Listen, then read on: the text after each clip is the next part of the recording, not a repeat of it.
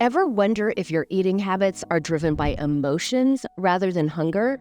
Chances are you've seen the TV show Friends. Do you remember the scene when Chandler was eating ice cream after a breakup?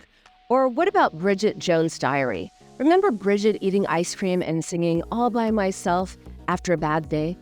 How about in The Devil Wears Prada, when Andy scarfs down a bunch of chips after a hellish day at work? Those are all examples of emotional eating, but it's only one part of the story. Emotional eating has nothing to do with physical hunger. It's when we turn to food to cope with difficult emotions. Basically, it means turning to food to change the way you emotionally feel, but it's not always as obvious as it is in the movies or on TV. So here are some signs of emotional eating. Sign number 1, eating when you're not hungry. When we're physically hungry, our bodies give us signs like our stomach gurgles or we feel lightheaded. Personally, I lose my words, and that's a sign that we need to eat. So emotional eating is located more in our minds than in our bodies. If you have specific craving, a particular food looks good, or you want to reward yourself or comfort yourself, that's a sign of emotional eating. Oh, well, that makes sense. Sign number 2 is eating at night after dinner. Let me tell you about Carrie, who was great at eating healthily during the day. Sometimes she didn't give food much thought. She ate normally during the day, but every night she'd end up going to the kitchen to see what was in the fridge and the pantry, and she'd have a piece of toast, then another and another and another, and that was the beginning of a binge. One night, she cut sliver after sliver of leftover birthday cake until the whole cake was gone. So what was going on?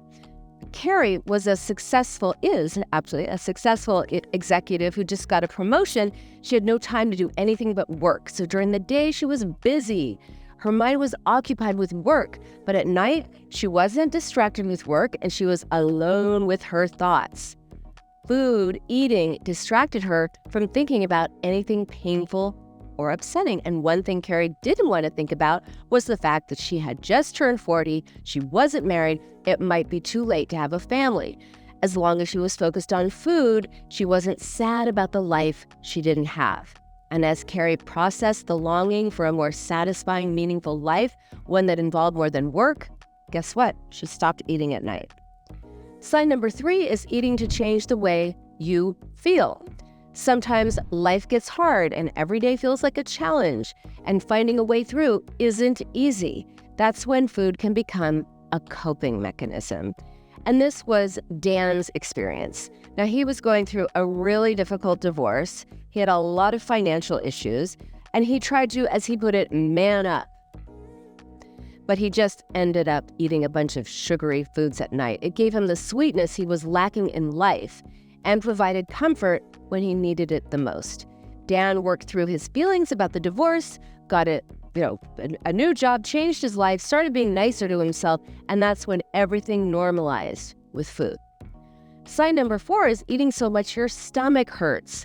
Physical pain can be used as a way of expressing emotional pain. When we feel so overwhelmed with emotion, sometimes we desperately need to focus on something else. That's what happened to Linda when she told me about the night she broke up with her long-term girlfriend. Linda was devastated, and what she said was, "I ate so much it hurt. I was in so much pain, I literally couldn't move. It was horrible." Now, Linda was devastated by the breakup, and what did she do? She ordered a large pizza, which she ended up eating all herself. The overwhelming despair she was experiencing was converted into physical pain. This gave Linda something to focus on besides the breakup. She also symbolically filled the void that her girlfriend had left by eating until she was painfully full. She didn't feel the emptiness. But by working through the breakup and grieving, she was able to heal her relationship that she lost, as well as her relationship with food. That's what I'm talking about. So these are just some of the signs of emotional eating. If you relate to anything I have said, anything I have described, I want you to know there is hope. You can create a healthier, happier relationship with food. Here are some strategies. The best place to start is to get comfortable with your emotions. That's the core of our issues with food. It's not what we're eating that's the problem, it's what's eating at us. but it's really hard for a lot of us to express feelings because we live in a society that says you're strong if you keep your emotions to yourself and weak if you express them. We learn feelings are too much for other people. It's not ladylike to be angry. It's not manly to cry. But we cannot get rid of feelings. Instead, we cope in other ways, including eating, to distract ourselves. So next time you have a craving, ask yourself, what's eating at you? Once you identify what's going on, you can learn how to express those emotions and process it that way, and approach this with kindness and compassion. Respond to yourself as if you were talking with a friend or someone you care about or love. Most of us wouldn't say to a sad friend, "Oh, you're sad? Here, eat this ice cream. You'll be so much better." We show our friends support, understanding, and kindness. So practice doing that for yourself as well, and you will be amazed at how much better you feel. You don't have to go through this alone. There is hope. So what are your experiences with emotional eating? Share your story or ask questions in the comment below. Your insights just might help someone else.